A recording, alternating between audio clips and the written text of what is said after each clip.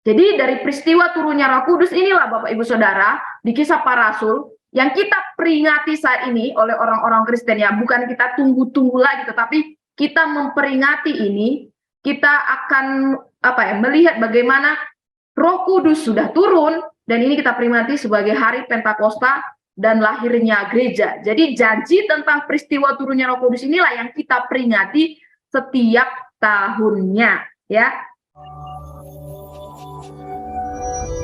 Selamat pagi teman-teman sekalian yang sudah bergabung sebagai peserta maupun mungkin yang belum bergabung sebagai peserta dalam kelas yang baru yaitu bedah kitab Kisah Para Rasul. Bersyukur sekali karena kita bisa ketemu lagi setelah Maret kemarin ya, kita baru saja menggali 7 perkataan Yesus di atas kayu salib, bedah 7 perkataan Yesus. Dan mungkin ada teman-teman kemarin yang ikut bedah kitab sebelumnya, bisa lambaikan tangannya mungkin. Dan acara bedah kitab ini memang kita lakukan per 2 bulan sekali gitu untuk menggali firman Tuhan dari setiap kitab yang ada di Perjanjian Lama maupun Perjanjian Baru. Dan spesial Bapak Ibu, hari ini atau dalam minggu ini kelas kita tidak akan membahas 28 pasal dari Kisah Para Rasul, tetapi kita akan fokus tentang pasal 1 sampai pasal 5 tentang bagaimana sejarah lahirnya gereja dan pergerakan dari kehidupan jemaat mula-mula gitu ya. Jadi sedikit info tentang itu saja. Jadi tidak akan 28 pasal yang kita bahas. Nah, infoin sedikit bahwa bedah kitab ini sebenarnya adalah program dari Sabda MLC untuk bisa membedah, bisa menggali dan mendalami kitab yang ada di seluruh Alkitab, ada 66 kitab. Dan tepat banget bulan ini kita udah ngadakan 10 kali sejak tercetusnya kemarin tahun 2021 ya. Nanti teman-teman yang mau pengen ketahui apa sih itu bedah kitab dari Sabda, silakan nanti lihat di Sabda Unboxing di Instagramnya Yelsa. Oke, kita akan mulai saja ya. Ada agenda yang akan kita lihat, ini paling tidak 5. Saya nggak akan bahas pasal per pasal karena nanti itu penggalian kita sama-sama yang akan kita bahas 5 hari diskusi, 1 hari setiap hari 1 pasal. Dan saya akan berikan sedikit overview tentang Kisah Para Rasul, baru nanti akan saya jelaskan sedikit juga tentang sejarah Pentakosta dan lahirnya gereja, dan kita nanti akan melihat sedikit video rekaman dari The Bible Project ini tentang tema Pentakosta, dan kemarin juga linknya sudah dikirim di grup kelompok besar ya Pak. Harapannya Bapak Ibu juga sudah melihatnya, jadi udah punya gambaran kira-kira tentang hal yang akan kita gali. Terus nanti akan ada pelaksanaan kelas diskusi dari metode dan langkah-langkahnya. Nanti Bapak Ibu akan punya satu sistem untuk berdiskusi di dalam kelas ini. Jadi diskusi kita akan terarah dan tidak liar gitu ya. Dan di akhir adalah penutup. Nah, kita akan lihat bagian pertama tentang latar belakang Kisah Para Rasul. Ya, jika kita sudah pernah membaca atau mungkin sering berkali-kali membaca Kisah Para Rasul, pasti kita tahu bahwa penulis Kisah Para Rasul adalah Lukas ya, dia juga sering disebut sebagai Dokter Lukas gitu ya. Nah, dia ini penulis yang sama dari penulis Injil Lukas. Di Injil Lukas dia memakai namanya sendiri dan ini adalah bukunya yang kedua tentang bagaimana di bukunya yang pertama Injil Lukas dia menceritakan tentang bagaimana Yesus yang berkarya ya karena masuk dalam Injil Sinoptik, dan bukunya yang kedua nanti Bapak Ibu lihat di pasal 1 dikatakan dalam buku yang pertama, dan ini adalah kelanjutan dari bukunya yang pertama. Jadi dia adalah seorang dokter dan seorang rekan juga Paulus dalam perjalanan misi yang pernah Paulus lakukan, dan itu ada tercatat juga di Kisah Para Rasul, tapi nggak akan kita bahas sampai ke situ. Dan dia ikut dalam perjalanan misi Paulus yang kedua bersama dengan Timotius dan teman-teman lain. Dan Lukas sendiri juga adalah bukan salah satu, tapi satu-satunya penulis kitab Perjanjian Baru yang berkebangsaan Yunani. Jadi dia di luar Yahudi ya, dia bukan orang Yahudi tapi dia adalah orang Yunani gitu. Dan Tuhan secara khusus memakai Lukas untuk menuliskan Injil Lukas maupun kitab Kisah Para Rasul. Dan sebenarnya tujuan bukunya ini atau tujuan kitabnya yang Kisah Para Rasul ini sama dengan di Lukas, yaitu ditujukan kepada Theophilus. Nanti kalau Bapak Ibu siapa sih Theophilus, soalnya sampai sekarang ada banyak perdebatan atau ada banyak penafsiran tentang Theophilus ini, apakah seorang Yunani, apakah seorang komunitas dan lain sebagainya. Nanti bisa kita lihat juga di dalam diskusi kita. Dan pastinya tujuan Lukas menuliskannya itu bukan hanya kepada Theophilus, tetapi juga kepada pembaca masa kini, yaitu kita semua. Nah, tahun penulisannya itu sekitar tahun 63 setelah Masehi. Ya, ini kisarannya 30 tahun, di mana Lukas meliput bagaimana pertama kali gereja itu bergerak, dan nanti ini ada semua terangkum di Kisah Para Rasul. Jadi kisah ini 30 tahun ya, Lukas itu selektif untuk menceritakan bagaimana pergerakan gereja dari Yerusalem sampai ke seluruh bangsa gitu ya, bukan hanya berhenti di Yerusalem. Dan dia menelusuri juga bagaimana pemberitaan Injil dari banyak tempat ya, mulai dari Yerusalem ke Roma, bahkan terdapat 32 negara yang disebutkan, ada 54 kota, ada 9 pulau, ada 90 orang lebih dari pejabat-pejabat pemerintahan yang disebut, dan banyak pejabat juga yang disebut di dalam kitab ini. Jadi ini membuktikan bahwa kitab Kisah Para Rasul ini bukan hanya kisahnya Rasul doang, tetapi ini satu kitab yang nyata, ini satu kitab yang benar gitu, karena dicatat dengan sangat detail dari semua pengalaman peristiwa Lukas sebagai salah satu bukti sejarah pergerakan gereja saat itu. Nah, nanti teman-teman bisa melihat tentang siapa penulis ini, siapa penulis penulis Kisah Para Rasul melalui Alkipedia. Ini adalah aplikasi yang dicetuskan oleh Yayasan Lembaga Sabda. Jadi teman-teman ketika punya aplikasinya, masuk ke intro, sudah bisa langsung melihat bagaimana statistiknya, terdiri dari beberapa pasal, siapa penulisnya, dan temanya tentang apa ini sudah ada dijelaskan, waktunya ditulis tahun berapa, dan latar belakangnya bagaimana, dan bahkan per pasal pun ada dari overview setiap pasal. Jadi teman-teman nanti bisa langsung melihat di Alkipedia. Nah, tujuan Lukas sendiri dalam menuliskan kitabnya ini, ada beberapa tujuan yang bisa kita lihat bersama-sama.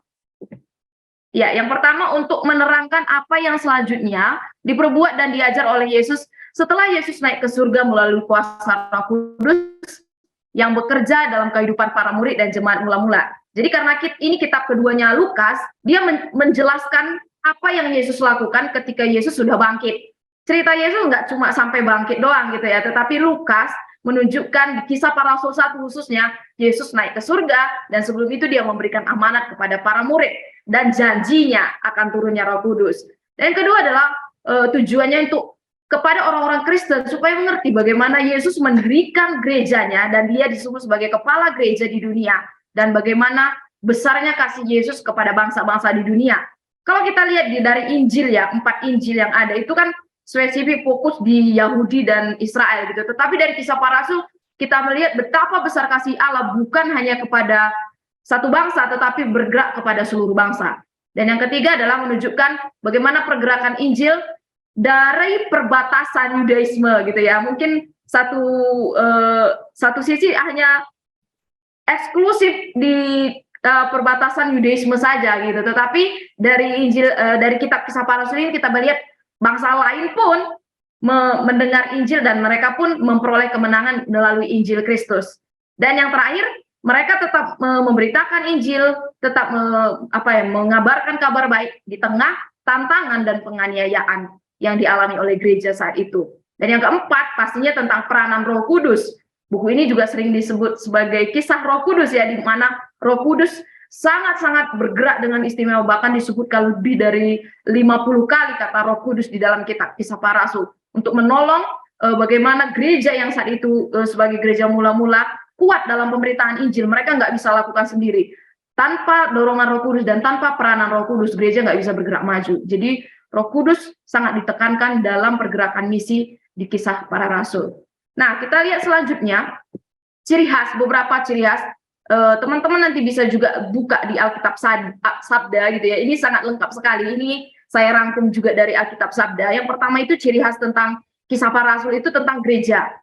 Gereja itu dari kata Yunaninya memang eklesia ya. Jadi teman-teman nanti bisa sebut ada banyak kali kata gereja yang disebutkan di dalam kitab Kisah Para Rasul. Dan gereja ini adalah sumber dari bagaimana misi yang disampaikan, mulai dari amanat yang diberikan Yesus sampai gereja bisa berdiri dan gereja bisa bergerak.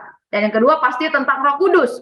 Ini adalah pribadi ketiga dari Trinitas atau Tritunggal yang di dalam kitab ini disebutkan lebih dari 50 kali. Ya, saya tadi sudah katakan ya. Dan yang ketiga adalah amanat gereja mula-mula. Kalau kita lihat Bapak Ibu Saudara, Lukas, lagi-lagi Lukas sebagai penulisnya, sangat-sangat cermat, sangat-sangat detail ketika mencatat khotbah-khotbah yang diilhamkan dari Roh Kudus melalui siapa hamba-hambanya. Ada Petrus di Kisah Para Rasul juga, dia berkhotbah kepada banyak orang dan 3.000 jiwa diselamatkan. Ada Stefanus, bagaimana dia mengisahkan tentang kehidupannya sebagai pengikut Kristus sampai dia harus menjadi martir pertama demi Injil gitu ya. Ada Paulus yang dipanggil Tuhan dengan luar biasa, bahkan Yakobus yang tadinya dia adalah saudaranya Yesus sebagai kepala nanti gereja di Yerusalem ya. Nah, dan yang keempat ditekankan tentang doa. Ini ciri khas juga yang sangat kentara ya di kitab Kisah Para Rasul ini, karena dari pasal 1 sampai pasal berikutnya kita lihat bagaimana di tengah pergerakan gereja bahkan sampai penganiayaan, mereka sungguh menjadi komunitas yang sungguh-sungguh bertekun di dalam doa. Bahkan dalam beberapa waktu tentang Paulus dikatakan sepanjang malam mereka berdoa ya. Kalau di kitab Kisah Para Rasul ada banyak cerita tentang doa yang dilakukan oleh para murid, para gereja saat itu. Dan yang kelima adalah tanda-tanda.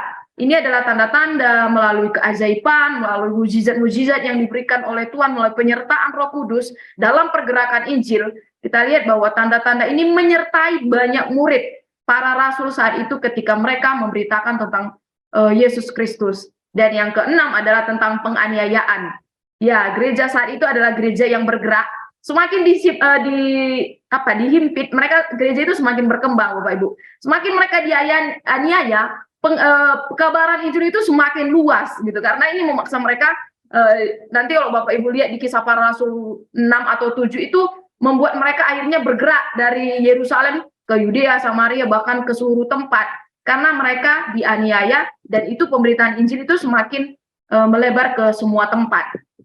Ya, tentang urutan Yahudi di sini, ini kita lihat di Kisah Para Rasul 1 ayat 8 ya, jelas ya dari Yerusalem, Samaria, sampai ujung bumi. Tentang wanita juga, ya Lukas, ciri khas Lukas salah satunya di Injil Lukas juga tentang wanita itu sering disebut berkali-kali gitu.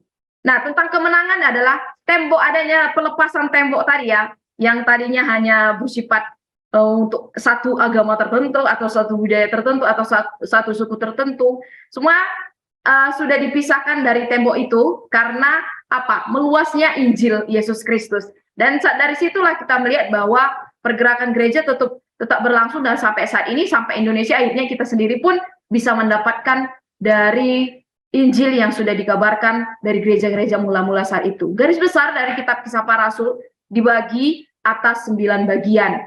Nanti rekan-rekan juga bisa lihat lagi, ini dimulai dari bagaimana Yesus naik ke surga, setelah itu dia mencurahkan Roh Kudus, setelah itu bagaimana permulaan gereja di Yerusalem, ketika mereka sehati di dalam persekutuan, akhirnya mereka mendapatkan pertentangan, mereka mendapatkan penganiayaan, tetapi di dalam itu semua mereka semakin meluas, kekristenan mulai pergi ke seluruh dunia ya, tersebar di luar Yahudi. Baru ada satu hamba Tuhan yang ditangkap Tuhan, yaitu Paulus. Di sana ketika Paulus ditangkap dan dia melakukan 3 perjalanan misi, dimulai dari perjalanan misi pertamanya dengan Barnabas, setelah itu ada sidang di Yerusalem, baru setelah itu Paulus melakukan perjalanan misinya yang kedua bersama Lukas pastinya dan juga Timotius.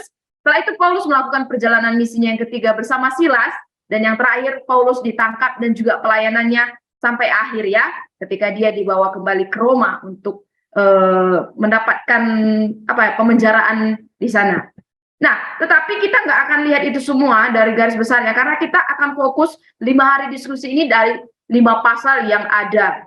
Maka kita akan melihat nanti tentang kenaikan Yesus dan penantian Roh Kudus, bahkan tentang Pentakosta dan lahirnya gereja, tentang mujizat dan tanda-tanda ajaib yang ditunjukkan oleh para rasul melalui Roh Kudus, dan yang keempat tentang pencobaan dan cara hidup jemaat mula-mula, dan Ananias dan Safira. Ini dua tokoh yang disebutkan di tengah kehidupan jemaat mula-mula. Ada 2 tokoh yang bisa saja ini juga menggambarkan bagaimana keadaan gereja saat ini. Kita akan diskusikan di dalam kelas, dan juga perlawanan dari para pemimpin Yahudi. Nah, itu sejarah singkat dari Kisah Para Rasul. Bagaimana dengan Pentakosta atau lahirnya gereja?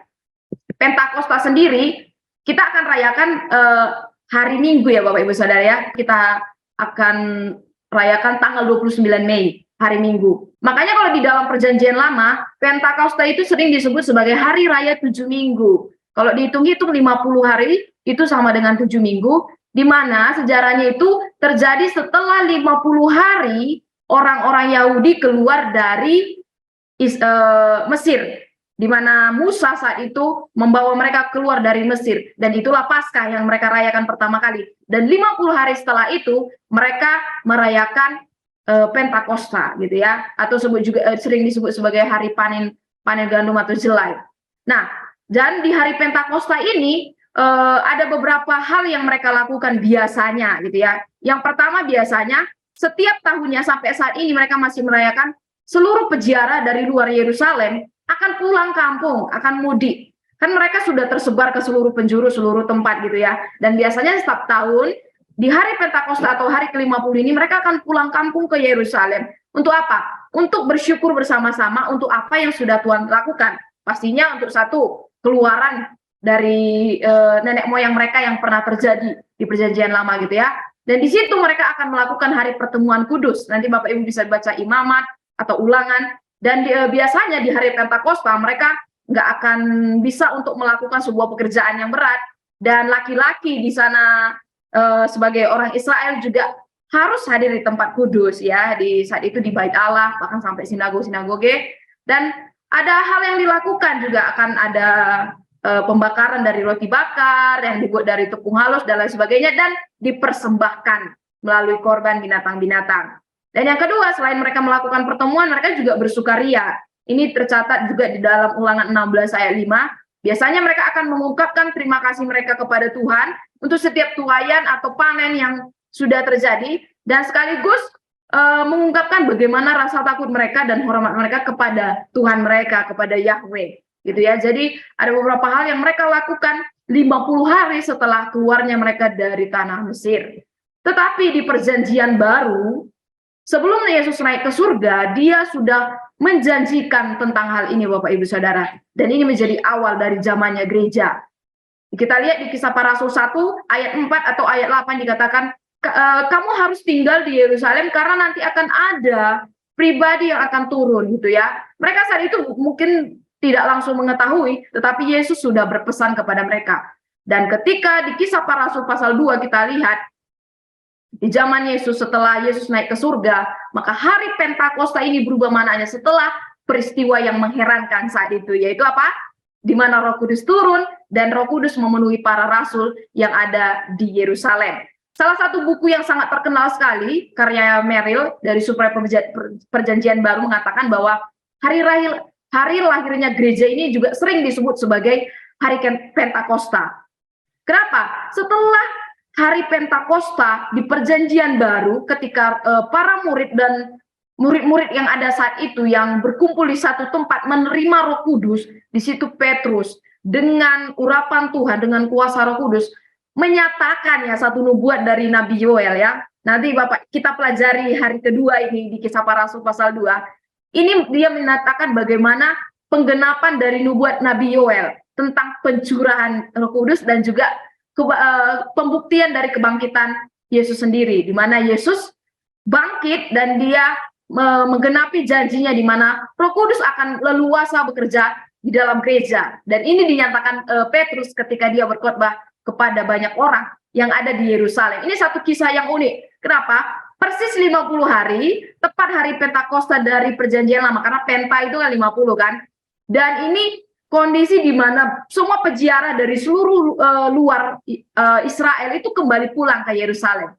Ini pasti maksud Tuhan yang luar biasa saat itu. Jadi dari peristiwa turunnya Roh Kudus inilah Bapak Ibu Saudara, di Kisah Para Rasul yang kita peringati saat ini oleh orang-orang Kristen ya, bukan kita tunggu-tunggu lagi, tetapi kita memperingati ini, kita akan melihat bagaimana Roh Kudus sudah turun, dan ini kita peringati sebagai hari Pentakosta dan lahirnya gereja. Jadi janji tentang peristiwa turunnya Roh Kudus inilah yang kita peringati setiap tahunnya ya. Yang dalam hari Minggu nanti akan kita peringati hari Pentakosta.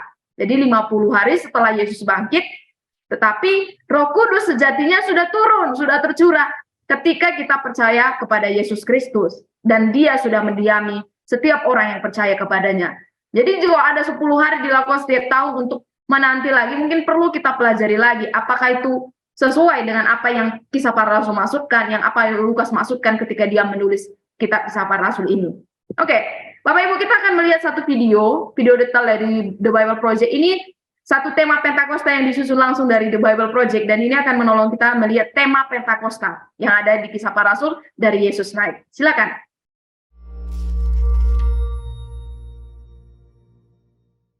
Salah satu catatan paling awal tentang Yesus dari Nazaret, kehidupan, kematian, dan kebangkitannya ditulis oleh seseorang bernama Lukas. Dan kita mengenalnya sebagai Injil Lukas. Namun, Lukas melanjutkan kisahnya dalam bukunya yang kedua, yang disebut Kitab Kisah Para Rasul, yang mengisahkan tentang apa yang Yesus lakukan setelah kebangkitannya. Kisah Para Rasul dimulai dengan para murid yang berkumpul bersama Yesus yang baru saja bangkit. Yang luar biasa kalau dibayangkan. Dan kemudian, selama berminggu-minggu, Yesus yang telah bangkit itu terus mengajar murid-muridnya tentang kerajaannya yang terbalik dari kerajaan dunia. Ini merupakan ciptaan baru yang Yesus kerjakan melalui kematian dan kebangkitannya. Wah, ini hal yang luar biasa. Dan murid-muridnya sudah siap untuk pergi memberitakannya kepada dunia. Tapi kemudian Yesus meminta mereka untuk menunggu dan tinggal di Yerusalem sampai mereka menerima satu kuasa yang baru, agar mereka dapat menjadi saksi-saksi yang setia bagi Yesus dan kerajaannya.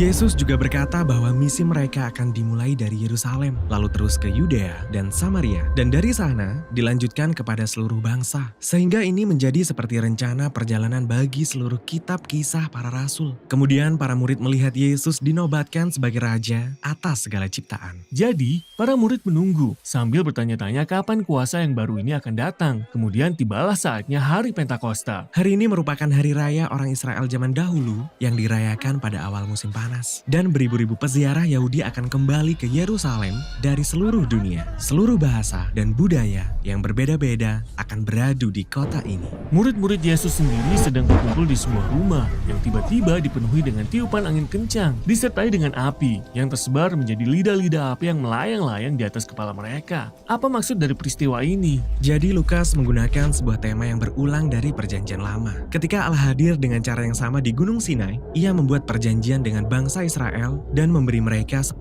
perintah. Kemudian kemuliaan Allah turun dalam wujud tiang api dan memenuhi kemah suci ketika Allah datang untuk diam di antara mereka. Tetapi itu hanya satu tiang api, tidak banyak. Betul sekali. Lukas ingin menekankan satu hal yang penting di sini. Inilah hadirat Allah secara pribadi di bait suci. Roh Allah yang telah dinubuatkan oleh para nabi Israel. Dan kini hadirat Allah datang untuk berdiam di dalam bait sucinya yang baru di dalam tubuh Yesus, yaitu umatnya. Umatnya kini menjadi bait-bait Allah kecil yang bergerak di mana Allah berdiam di dalamnya. Dan mereka mulai memberitakan tentang Yesus, tetapi dalam bahasa yang tidak pernah mereka ketahui sebelumnya. Namun semua yang hadir di situ dapat memahami mereka. Apa arti dari semua ini? Nah, Petrus bangkit untuk menjelaskan bahwa inilah penggenapan dari semua harapan bangsa Israel sesuai dengan kitab suci. Allah senantiasa berencana untuk memakai keturunan Abraham yang bersatu untuk membawa kedamaian dan keadilan bagi dunia. Tetapi suku-suku Israel sudah tercerai-berai akibat dari pembuangan. Nah, pada saat Pentakosta inilah perwakilan dari semua suku bersama-sama datang kembali dan mereka diperkenalkan kepada Mesias mereka, yaitu Yesus yang telah disalibkan dan dibangkitkan. Sehingga sekarang mereka menjadi umat Israel yang dipulihkan. Dan ribuan dari mereka mulai mengikuti jalan Yesus. Peristiwa Pentakosta ini membawa kita kepada kisah Lukas tentang 2 bait suci. Ada bait suci yang dibangun Herodes di Yerusalem, di mana murid-murid Yesus beribadah seperti orang-orang Israel lainnya. Tetapi sekarang, ada juga bait sucinya Yesus yang terdiri dari orang-orang yang berkumpul bersama di rumah-rumah di seluruh Yerusalem, dan mereka menjalani hidup yang baru secara radikal. Benar, coba bayangkan, banyak dari peziarah ini yang bahkan bukan berasal dari Yerusalem. Jadi mereka membentuk keluarga-keluarga baru dan saling bergantung satu sama lainnya. Ya, mereka bahkan menjual harta miliknya untuk membantu orang-orang miskin yang ada di antara mereka. Mereka makan bersama, mereka berdoa bersama-sama setiap hari. Mereka belajar dari para rasul apa artinya hidup seakan-akan Yesus adalah Raja dunia yang sesungguhnya. Wah, pasti sangat menyenangkan. Tetapi itu bukan berarti mereka bersenang-senang dan main-main. Menjadi bait suci Allah adalah tugas yang serius, seperti dalam Perjanjian Lama. Kita mungkin tahu tentang kisah yang aneh dalam kitab Imamat, tentang 2 orang imam yang tidak menghormati Allah di bait sucinya. mereka mati dengan tiba-tiba. Nah, disinilah Lukas memasukkan kisah serupa tentang dua murid yang tidak menghormati roh Allah. Di bait sucinya yang baru ini, mereka mengalami nasib yang sama. Jadi ada kebobrokan di dalam jemaat, tetapi masalah yang lebih besar datang dari luar. Ya, dari bait suci lainnya. Para pemimpin bait suci itu merasa terancam oleh gerakan mesianik yang baru ini, sehingga mereka menangkap para rasul. Mereka berusaha menghentikan para rasul ini. Nah, dari sini kita dibawa kepada kisah terakhir di bagian Yerusalem dalam kisah para rasul. Kita diperkenalkan dengan seorang murid baru, Stefanus. Oh iya, Stefanus. Ia sangat bersemangat. Ia muncul sebagai pemimpin di antara para murid yang melayani orang-orang miskin. Ia juga pergi ke pelataran bait suci untuk mengajar orang tentang jalan Yesus. Jadi para pemimpin bait suci kemudian menangkap Stefanus dan memajukan sejumlah saksi palsu untuk menuduh dia telah menghina Musa dan menjadi teroris yang mengancam bait suci. Stefanus menanggapi tuduhan itu dengan menyampaikan pembelaan yang luar biasa, yaitu bagaimana seluruh peristiwa ini memang dapat diperkirakan. Ya, Stefanus menceritakan kembali seluruh kisah perjanjian lama. Ia menyoroti tokoh-tokoh seperti Yusuf, Musa, dan para nabi yang terus-menerus ditolak dan dianiaya oleh bangsanya sendiri. Bangsa Israel telah menolak para utusan Allah selama berabad-abad. Jadi penolakan mereka terhadap Yesus dan juga terhadap para pengikutnya menunjukkan penolakan mereka terhadap Allah sendiri. Mereka menjadi marah, lalu mulai menghukum dia dengan mengambil batu dan melemparinya sampai mati. Dan ketika Stefanus hampir mati, ia menyerahkan dirinya pada jalan Yesus, menderita karena dosa-dosa orang lain. Ia bahkan berseru, "Tuhan, janganlah tanggungkan dosa ini kepada mereka." Inilah yang sesungguhnya Yesus katakan pada saat kematiannya. Betul sekali, Stefanus menjadi martir pertama dari gerakan Yesus dan masih banyak lagi yang akan menyusul. Akan tetapi, penganiayaan ini membawa benih pengharapan. Itu sebabnya, di sini Lukas memperkenalkan kita pada seorang tokoh baru, seorang pemimpin agama bernama Saulus. Ia berdiri memperhatikan mayat Stefanus dan bahkan menyetujui Stefanus dibunuh. Tunggu, Saulus? Maksudmu pria yang kemudian menjadi Rasul Paulus? Benar. Lukas sedang memperlihatkan bagaimana pembunuhan yang tragis sekalipun tidak dapat menghentikan kerajaan Yesus. Maka banyak murid yang dianiaya menyebar keluar dari Yerusalem dan seperti kata Yesus, mereka pergi menuju Yudea dan Samaria. Nah, kisah di Yudea dan Samaria itulah yang menjadi inti dari kisah para rasul selanjutnya.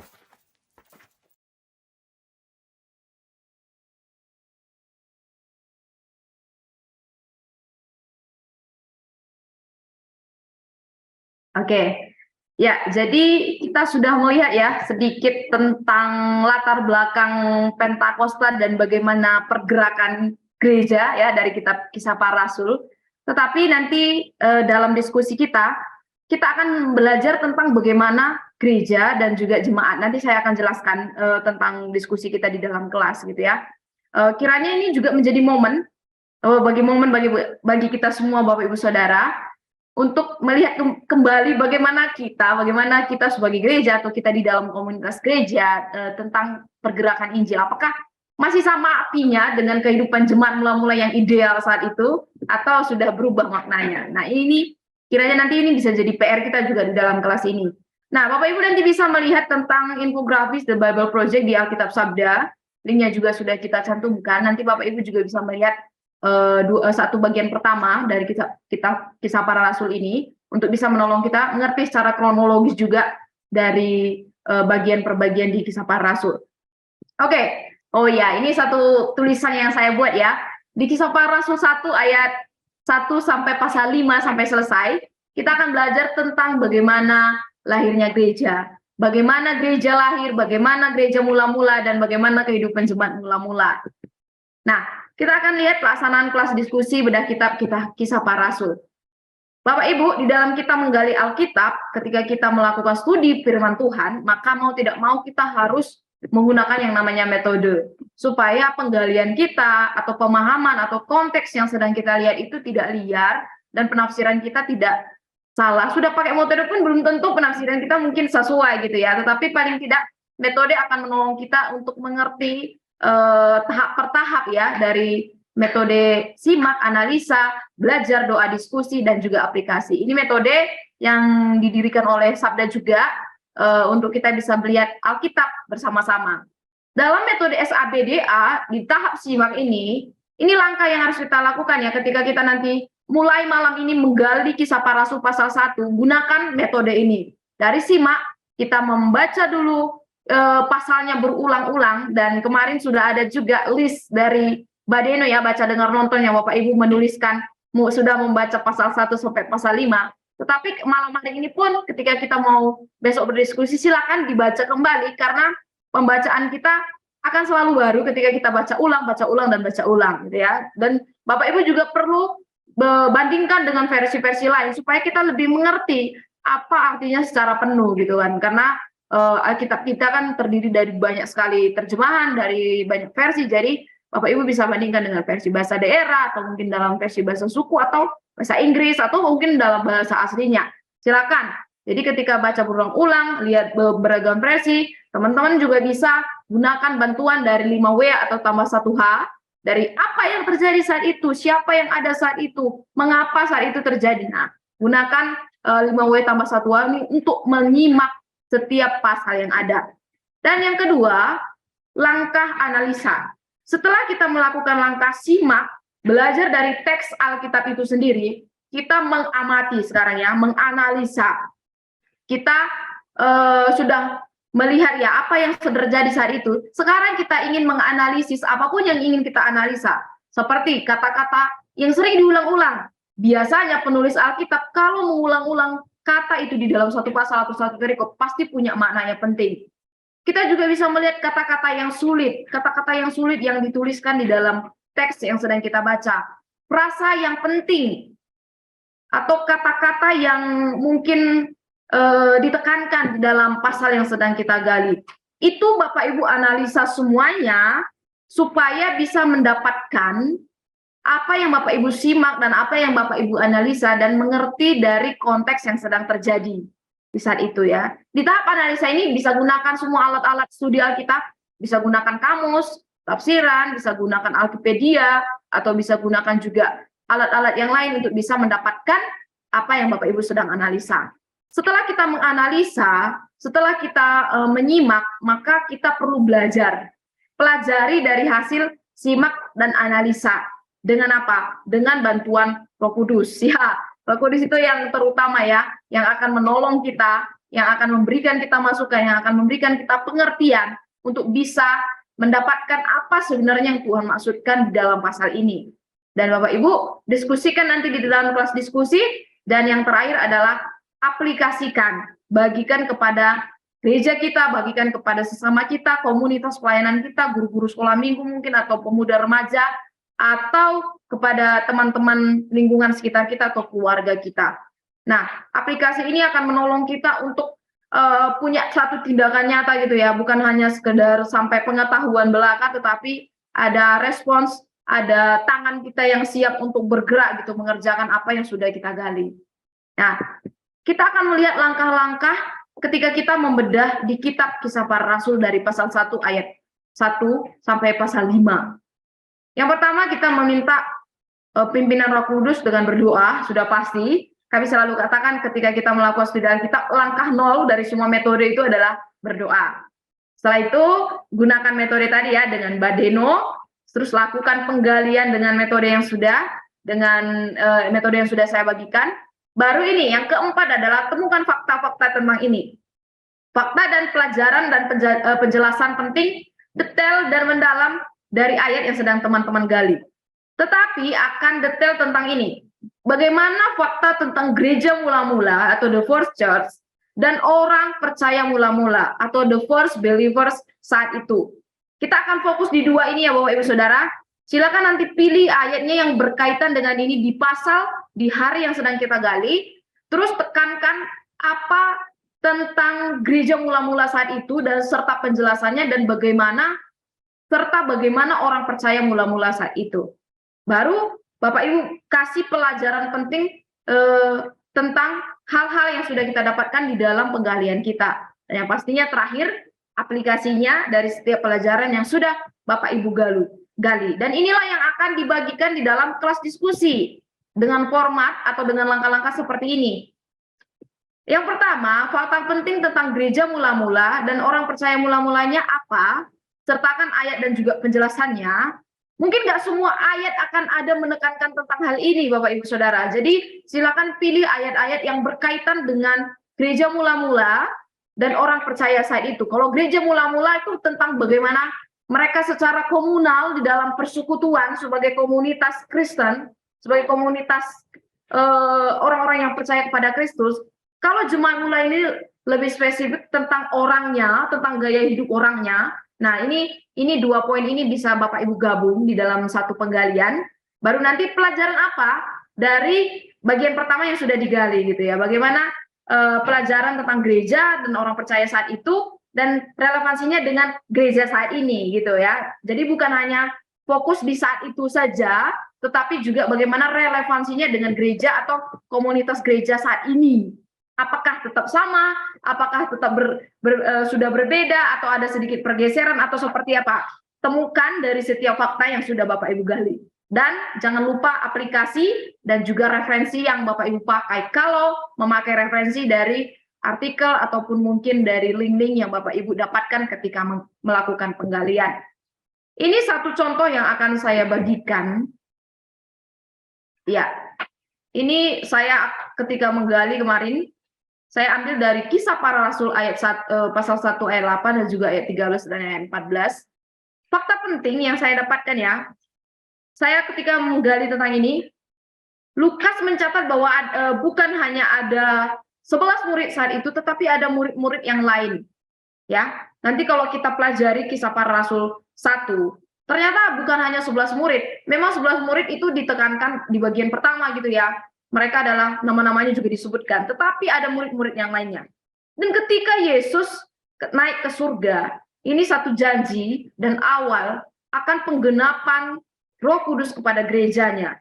Roh Kudus yang akan mengkuasai, Roh Kudus yang akan menyertai, Roh Kudus yang akan memperlengkapi gereja, dan yang akan menuntun gereja untuk bersaksi tentang Dia. Memang saat itu Roh Kudus belum turun di Kisah Para Rasul pasal 1. Tetapi Yesus sudah menubuatkan bahwa mereka akan menerima kuasa itu. Dan ketika gereja, komunitas itu pulang dari Bukit Zaitun ke Yerusalem, mereka menanti. Ini satu komunitas yang sangat ideal gitu. Walaupun mungkin sebenarnya mereka belum terlalu mengerti apa sebenarnya maksud Yesus, seperti yang The Bible Project tadi katakannya. Tetapi mereka menanti. Apa yang mereka nanti? Bagaimana dengan kehidupan mereka ketika mereka menanti? Tentang kehidupan mereka. Tentang orang percaya mula-mula, saya menemukan bahwa mereka menanti dengan satu tujuan, dengan satu visi, dan satu misi yang sama. Dan penantian mereka akan turunnya Roh Kudus itu disertai dengan sikap dan tindakan yang penuh dengan kehidupan disiplin rohani yang baik sekali. Apa? Di ayat 13-14 dituliskan mereka penuh dengan ketekunan, mereka penuh dengan doa, dan dilakukan bersama-sama, dan penuh dengan kesehatian. Bahkan di sana ada perempuan-perempuan dan saudara-saudara Yesus yang disebut sebagai satu komunitas itu. Kalau kita lihat di Injil, itu pernah kisah Yesus itu ditolak oleh komunitas yang ada di lingkungannya gitu. Bahkan keluarganya sendiri mungkin rada masih gimana sama Yesus. Tetapi di sini nama saudara-saudara Yesus, ibu Yesus, dan perempuan yang lain itu dicatat secara spesifik di pasal 1 ayat 14 untuk menekankan bagaimana kehidupan mereka yang berubah setelah mereka mengenal pribadi Yesus. Dan pelajaran yang saya temukan tentang gereja dan orang percaya mula-mula dan bagaimana relevansinya saat ini, gereja dan jemaat yang ada saat itu sudah membangun suatu fondasi yang sangat baik di dalam sebuah komunitas. Tadi ya, mereka sudah punya satu tujuan, mereka sudah punya satu visi untuk menanti.